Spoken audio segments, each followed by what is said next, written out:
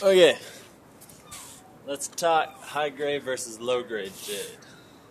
So, what jade is prized for, besides cultural significance, is its carvability, right? Jade has a higher tensile strength than steel. So what does that mean? Tensile strength is if you were suspending weight from it. So, if I put a piece of weight on here, on this piece of jade, it's going to last longer on a molecular level than if I was to suspend something from a piece of steel. It's a fibrous stone. Things like serpentine will turn into it with more heat and pressure. It is considered a gemstone once it gets to a really translucent state. There's of course the really low grades, just like low grade ruby is basically opaque and latent with fractures and looks like something you don't even want to do a lapidary cabochon on. Jade's the same way. Because it's fibrous, you can tell good jade by how well it holds an edge. So, these are my good jade boxes. If you look at the edges on these stone, we call them the knife edges. Wherever you've done a saw cut into your stone, if it holds that edge very well, meaning it's not peeling apart, it's not chipping, if it's still fairly sharp, you know the fibers are so dense and compact that it's structurally it's going to be very good for carving. Jade has a grain. I'll get into that later. But why it's got such a high tensile strength is because it's a fibrous stone, as I said, and those fibers are so interconnected that they just have nowhere to move. It's so dense as a stone. So when you get into things like you look at diamonds. Diamonds are very hard, hardest thing in the world, right? Scratch anything with them, but you hit a diamond with a hammer and you got multiple diamonds. With jade, it's very strong. So, I take a block of jade. If anything, it chipped the cement right there. Like, it's very, very compact, very durable. Once you've carved it into a nice delicate carving with some flower petals, if I would have done that same thing, it's obviously going to break, right? I mean, nothing's that solid. But I guess what I'm saying is that there's a difference between how hard it is and how tough it is. So jade is a very tough, it's very ideal for working. It takes a hell of a time to work, very difficult to polish, likes to undercut, things like that. You get an orange peel effect because of this. But if you do complete a carving in it, it'll be a carving with more potential for those delicate forms, right? You can suspend cantilevers. Cantilevers are it's a term for something that hangs way out in space. Because again, that tensile strength of jade can hold carving forms, planes, extensions out of the stone that a lot of other stones cannot, especially when you're working it with tools when you got to get through it. So let's get back to the point of good jade versus bad jade. So one thing we're looking for, obviously, if we're going to carve it, is fracture free. You want big pieces too.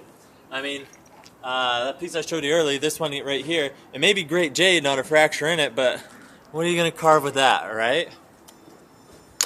I mean, sure, you got lots of little ideas, but when you get something same quality and it's a nice big chunk, then you're looking at some dollars, but you're also looking at a lot more options as far as sculpture, right? So you want something that doesn't have any cracks in it, as far as if you're a carver. But if you're looking for quality for jewelry,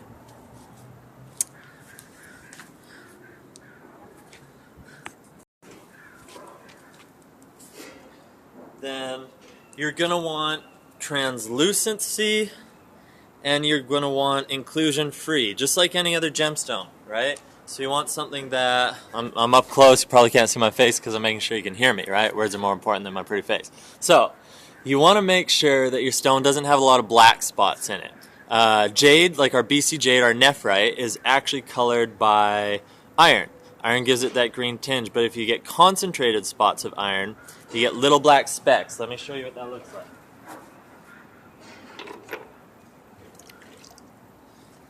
So I think this is Dee's Lake Jade, but it's green, but it's also got in it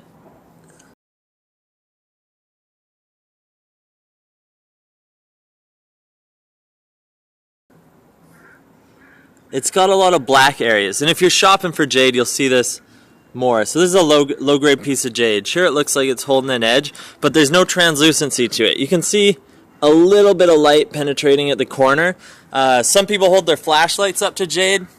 Really ain't worth anything, right? No one's wearing a piece of jewelry with an LED light in the back, right? As soon as you are, you're at a Halloween party. So never use a flashlight on jade. Don't let that be an indicator. A lot of people are going to try and sell you jade and show you how much it glows with that flashlight. Sure, it might help if it's a dense stone to look through, but really you should be able to tell jade quality without a flashlight, and that's what this video is going to help you with. So, I can see a lot of fractures up the side of this jade. It makes it really difficult to cut. It may have slight translucency. This area might be fracture free, but the color is just not there. Let me describe this color to you. Ugly. I have lots of jade like this that I would never cut in my life.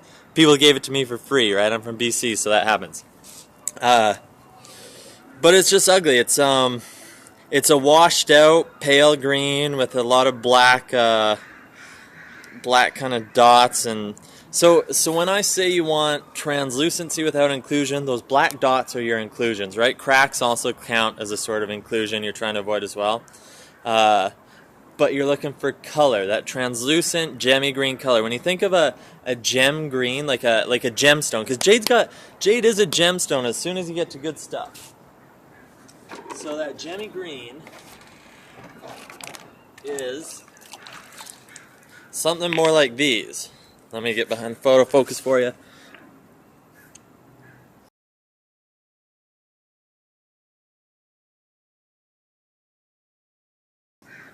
Hopefully this is giving you a view. So when I look at these, this one has so few black dots in it, I could almost count the amount of black specks I see. I can easily on every face, something like 3 or 4 on each face, right? So that is a lot of vibrant green material.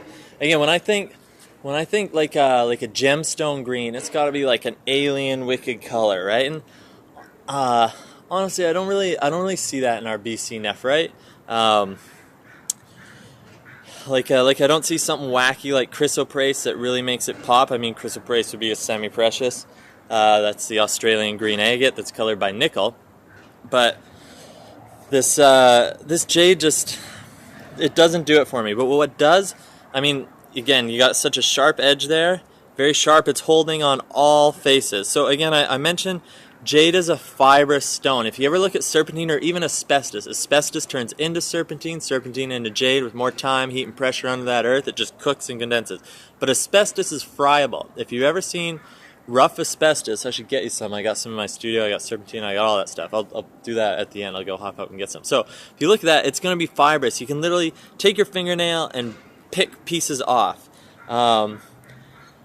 Almost, trying to think of a way to describe. I'll just get some later. You'll understand.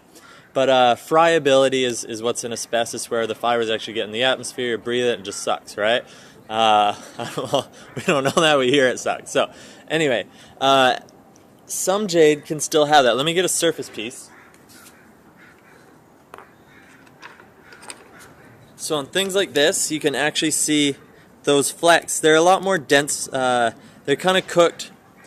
We like gemstones, like silicated gemstones are great. Silica is like glass, right? When it just fuses, you know a stone's going to be good to cut when not only when you hear the ting, but it should resemble something like glass, like it should look like it was fused together with heat. It shouldn't look like sediment compressed. Like lapis lazuli is one of those ones where, again, it's really popular. It's considered a gemstone, but it's actually pretty low on the Mohs spectrum, meaning it's not very hard, and it's not very glass-like, you know.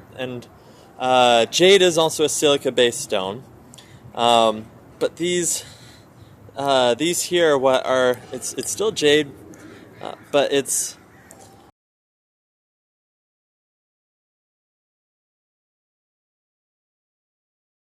got that fibrousness running through it. So when I look at this, and it's cut on every angle, and all the edges are holding together so well. I mean, that one's broken there. The cleavage on it, I can almost see the gemminess to how it's broken right on that edge, how it dropped off the saw blade there on the weight, pulled it off the saw blade. So that's what you're looking for good jade. The grain is going, no matter what way you cut it, that grain is so gemmy that there's not one edge that all of a sudden starts flaking on you, right? Depending on if you cut across the grain, you're going to see those chips sometimes, right? If you cut with the grain, it's a lot more smooth. So even when the grain is cut across, we still see that knife blade edge sharpness, right? No matter where I go on this cut. So that is a very good indicator that it's a very good gem. But so what I was getting at, that green color, right? That gemmy kind of out of this world green, right? Something that makes it look expensive. Now, for me, that's chrome jade, right? When you get chromium flecks in it. Let me show you more of that.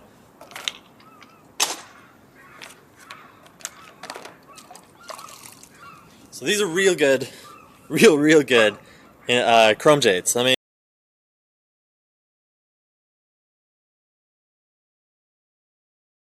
me make sure it's focused. So I'm gonna put pictures up too, but you can see there is not a speck of black in here, not a single speck of black. There are specks of chromium, and I can see into the stone. There is translucency. So to me, when I get color columns, I mean, honestly, I don't even really like cutting jade. I used to hate it. I'm from BC. I didn't even really see it all the time. But when I got into cutting stones, it never appealed to me. One flat color didn't give me anything. I mean, when you get real translucent stones like an amethyst or smoky quartz, even quartz crystal, you get, and those are semi-precious again too. You can get a lot nicer ones.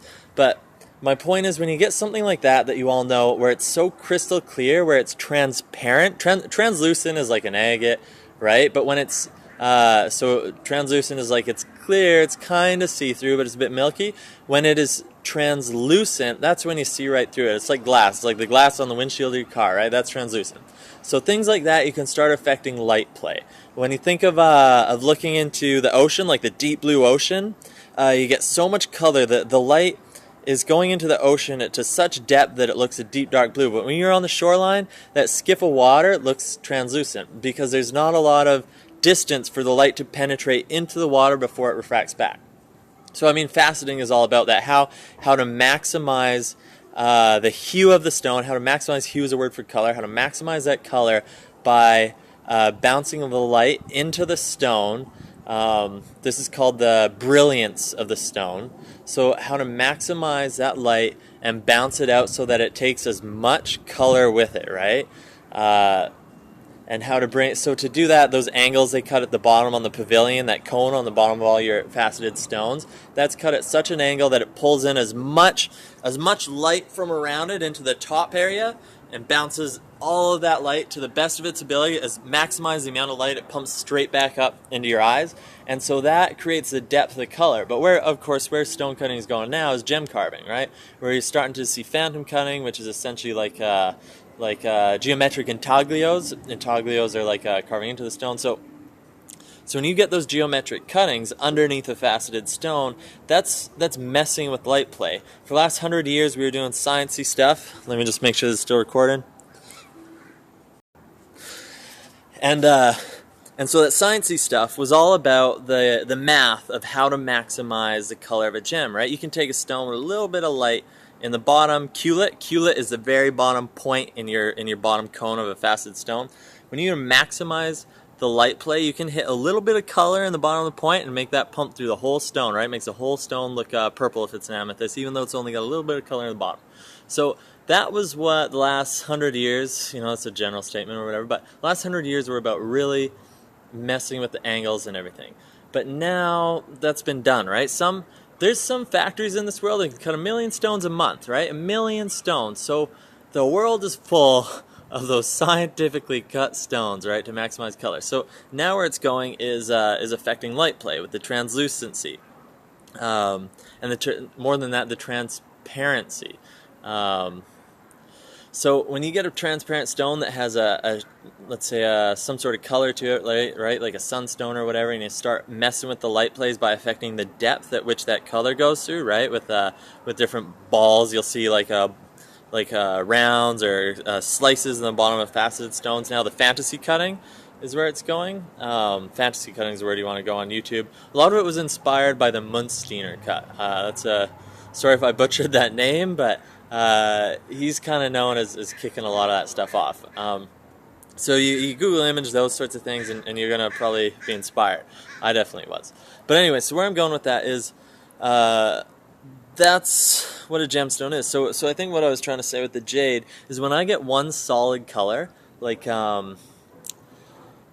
it's only fun when there's that translucency, because then I can mess with the light. But if it's an opaque stone like jade, like I mean even high-end jade that's kind of like semi-see-through, it's only sorry, am I messing up my terms here?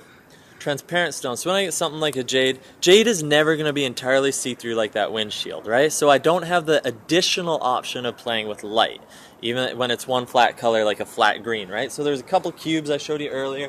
There's a bunch of slabs here, right? All these slabs, they're basically just a flat green. That was boring to me till I started really getting a hold of some chrome jade, because there's a differentiation in color. What do we call that? The shades, I suppose. So I get this vibrant apple kind of alien green dots throughout the green.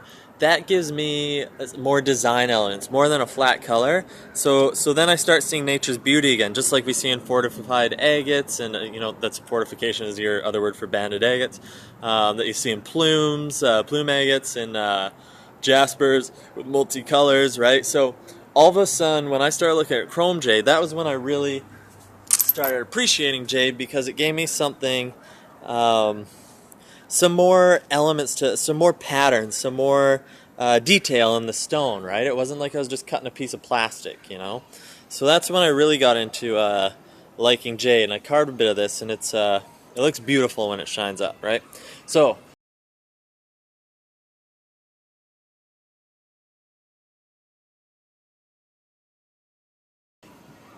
that's kind of where I was going with color, is even though I'm from BC, we got beautiful nephrite flat greens. It is a block of material, right? You want, especially if you're carving, it's a block of material to push a design through, and that's all any stone is. I am not about crystal therapy or any of that stuff. Stones have no power. It is a material that we superimpose our beliefs on, and sometimes I believe I can make a wicked-ass piece of jewelry out of it. Other people believe it's going to inspire them to feel better about their day. And anyway, so I don't know what crystal healing is about, really. But all I see it as is a block of material to push a design through, right? And depending on the attributes of it, such as other stones, all rocks are like this. Other stones, like gemstones that are very transparent, I can mess with that light play. Other things like this, I can just see the natural beauty in what Earth made, right? So chrome jade is what I value personally. So now, when you're going through a table and you see buckets like this, just loaded with jade pieces, right? What are you looking for? Well, the inside of a big boulder of jade is always going to be the better part, right? It's the most gemmy part. So around the edge of a jade, here's a jade slab. I don't even have to dip that in the water. You can see it's a bit it's just not jade at the top, right? It's some sort of coating. It's your what do you call it? Your crust, or your I'll call it the crust, whatever word you want to make up for it, like the peel, the rind. Rind is R-I-N-D. So that's not really worth much. And so with this stone, however it would have been, almost dropped my slabs there. With this stone, you had the big boulder, and so the deeper you get into the center, the very center of a round boulder of jade, the better it's going to be. If you ever find river jade, do not scratch it. I swear to God. People will hate you. You want to make sure that your river jade, you don't ever scratch. Try not to cut that stuff up, because as a specimen, it is valuable. A lot of jade, like this one here, may have a crack right there, but it's only one crack. I got a whole bunch of workable area here. I see some differentiation in the colors, right? There's a bit of chromium. So I know that's going to be a very workable piece, especially when I look at the edges. and I look at it, and it's definitely, when I hold it up in the light, it's translucent, right? I can see the shade of my finger behind that stone. I wonder if you can in the camera too. I'll zoom in. Let me get it wet first. And we'll zoom in with the camera here. Can you see the shade of my finger behind that rock? Yeah, you can. You can, can't you? See? So that's a transparent stone. Sorry, not transparent, translucent. So that's definitely got some value to it. I don't need a flashlight to do that. I just hold it up to the sky, right? Way above me right now. It's literally if you're staring up at the moon like a wide-eyed wondered girl or boy or whatever you want to call it. That's what you do. If you see through your stone, then you got a good piece of jade. There's other jade that's got some chatoyancy to it. I tend to avoid that because it likes to flake, right? As you cut it on the wheel's really going to like to just grab pieces and rip them out. And like I showed you earlier, that cleaved spot where it kind of looked like it had snapped the jade, you're going to start getting those, and you got to grind the rest of your stone over and over as you're cabbing. Because you can cab jade too. It's not only a carving stone, right? So let me show you some low-grade jade that would fall apart.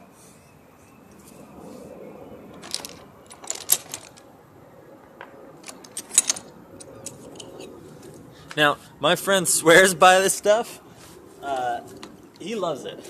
I mean, there are ways to cut it. You use like a silicon carbide wheel, or even if you grind it out on a stone and then you use dull diamond belts or dull silicon carbide belts on your expandable drums, then usually you can get by. Like it's a lot like cutting Larimar, right? Larimar is almost like compressed. I don't know. I heard somewhere it was compressed sea shell fragments or something. But the point is, if you ever cut Larimar, it likes to chip out on you. Low-grade jade is the same way. If you're not cutting with a grain, it's just going to grab pieces, grab those fibers, and rip them right out of the stone. So something like this, yeah, sure, there's lots of neat color changes, but that's because the fibers haven't fully connected. They haven't fused to other areas of the stone. I see black spots in here. Sure, it's translucent in areas, right? But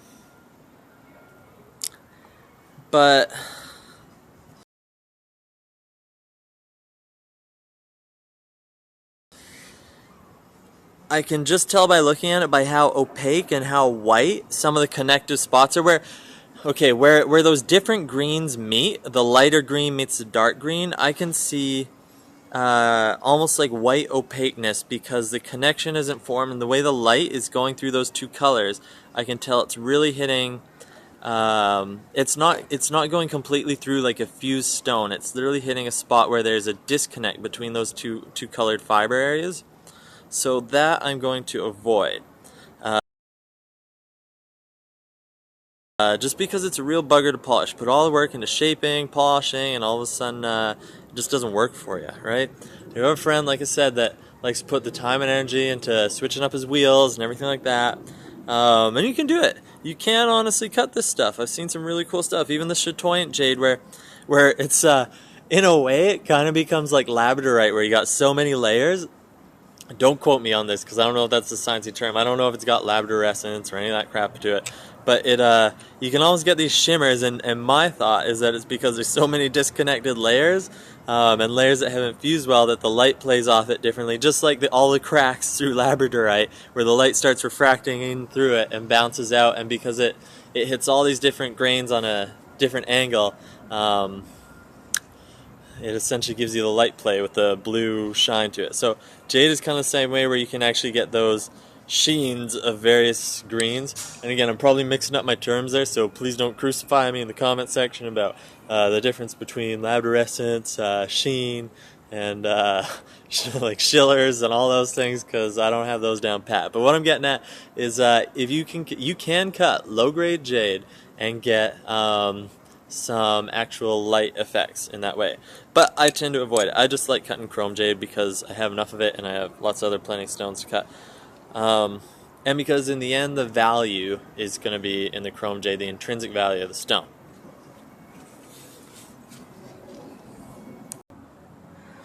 The last thing I should mention, I mean obviously this is low grade on the left versus high grade on the right. You can tell by the color. You can even see the chromium effects on the one on the right. It's got a little fracture down, just down on its little corner, right there.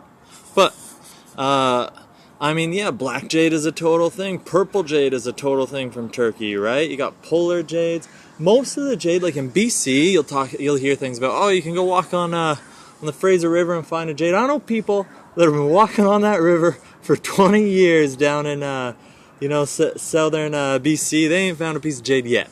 That's because it's all been picked. Anything south of Lillooet is a city here, more like town. Anything south of there, it's been picked, right? Because a lot of it's rumbling down, coming down the river from up north.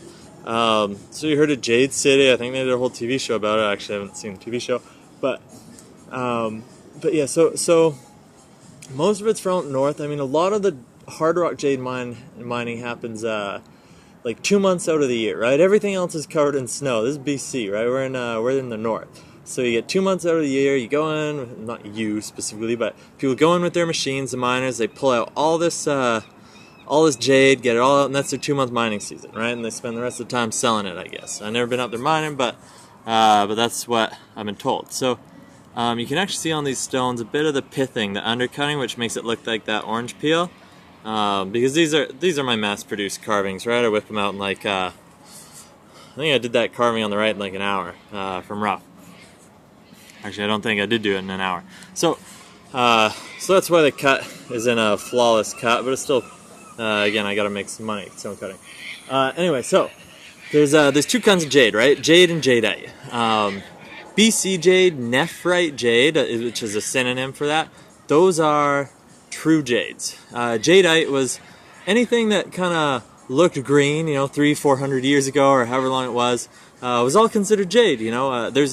In Chinese culture, there's something called the B disc, and a lot of Chinese history was recorded on it.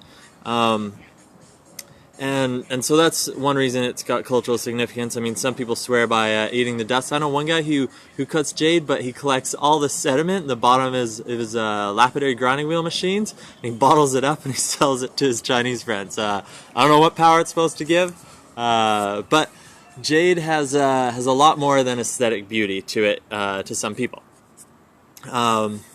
So the difference between jade and jadeite is everything that kind of looked green was considered jade, and then all of a sudden microscopes are invented, and next thing you know, there is a molecular difference between all these rocks that are green and seem somewhat like jade. So all these other rocks that were kind of similar become jadeites, right? Jade-ish is another term for it, kind of like jade would be how you call a jadeite, but it's not true jade. Nephrite jade is true jade. Go BC! But yeah, so I just wanted to clarify that. What else? There's a lot of fake jade out there too. So I know there's 2 factories in China. There's probably more. Honestly, there's probably a lot more where they will take low-grade jade and they will boil it till all the color's out, and then they fill it with, I don't know if it's a glue or what, but essentially they take really low grade and they do a lot of synthetic lab stuff. We'll call it lab. I don't know how laboratory it is, but essentially they make it look real nice. They essentially strip it of all its color. They seal the cracks to make it, how do I say this, very fortified, very solid, very structurally sound, and then they re-dye it. And I think that process takes quite a long time, months, if I'm not mistaken. So there is fake jade being produced. I've seen aventurine that I think people try and pass off as jade. I think it's aventurine. It's been so tampered with that's what I suspect it is, because it does have the aventurescence, and that is a light play term, I do know. So I do tend to see that in there, a little sparkliness. I think those are the mica flakes or something, but I see something that looks like that. So there's different kinds of fake jade, which are entirely different stone to start with. Some is just low-grade jade. As far as cutting it, working it, polishing it, I think it's cerium oxide people like on a buffing wheel to finish it. You're gonna have to read more about finishing jade. Like I said, it's not my favorite stone to work. I like a lot of, honestly, I like agates. to be truthful, and I'm starting to get into some more high-end stuff. But just want to clarify that there are different kinds of jade.